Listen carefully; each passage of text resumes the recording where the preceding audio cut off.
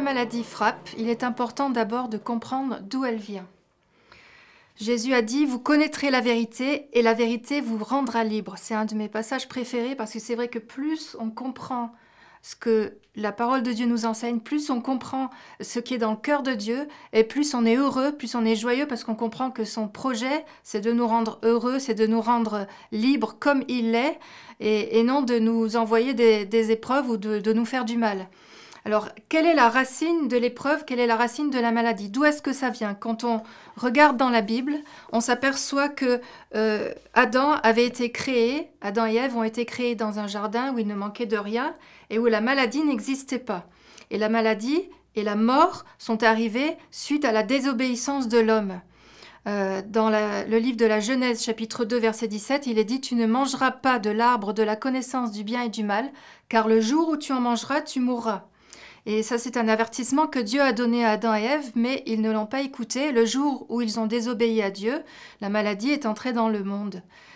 Mais dans Romains, au chapitre 5 et au verset 12, il est dit également « C'est pourquoi, comme par un seul homme le péché est entré dans le monde, et par le péché la mort s'est étendue sur tous les hommes, parce que tous les hommes ont péché. » La suite de ce verset parle de Jésus, qui est l'autre homme qui va faire rentrer la guérison, dont je parlerai plus tard. Donc, le péché est la porte d'entrée de la maladie et de la mort. Et au fil des générations, les hommes ont de plus en plus connu de maladies parce que le péché grandissait, parce que leur santé était aussi atteinte par ce péché qui était là.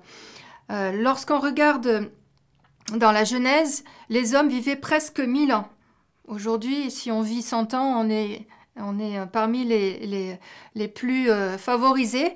Et encore, il y a beaucoup de centenaires qui vivent pas forcément en très bonne santé. On sait très bien aujourd'hui que l'ADN humain a été altéré souvent, qu'il y a des maladies génétiques, que certains cancers sont génétiques, etc.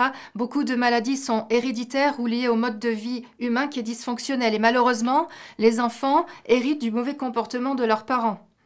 Dans Jérémie chapitre 31 verset 29, il est dit « Les pères ont mangé des raisins verts et les dents des enfants ont été agacées. » Les enfants n'ont rien fait, mais malheureusement, ils héritent du péché de leur père. Et on sait tous que dans une famille où il y a de l'alcoolisme, où il y a de la drogue, où il y a certains comportements qui sont mauvais, cela retentit sur la santé familiale et les enfants qui naissent avec le sida ou avec des problèmes liés à l'alcoolisme ne sont absolument pour rien dans la maladie ou le handicap qui peut être le leur.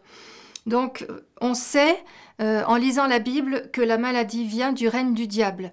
Le monde entier est sous la puissance du malin, dans 1 Jean chapitre 5 verset 19. Et Romains 8 22 nous dit « La création tout entière souffre ».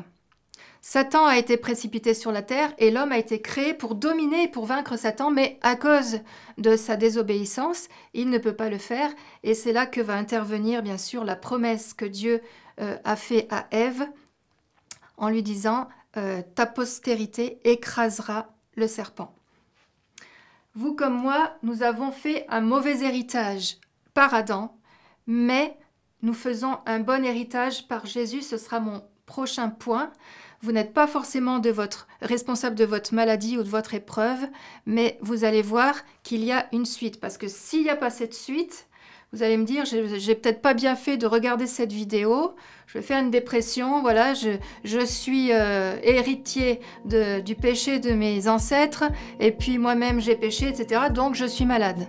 Mais, il y a un mais, Jésus intervient, et ça sera mon deuxième point, le remède à la maladie.